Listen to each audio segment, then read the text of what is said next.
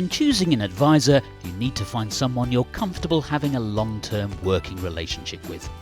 As well as keeping a close eye on how your investments are performing, there are several things a good advisor will do for you on an ongoing basis.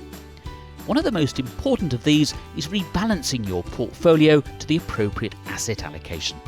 Because different assets perform differently, the initial weighting will drift over time.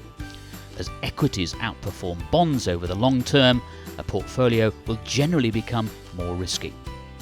To control risk, perhaps once or twice a year, your advisor will restore the original balance of your portfolio.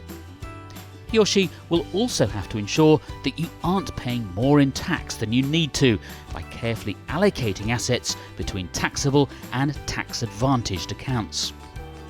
Once you retire, your advisor will show you how to spend your money in a tax-efficient way.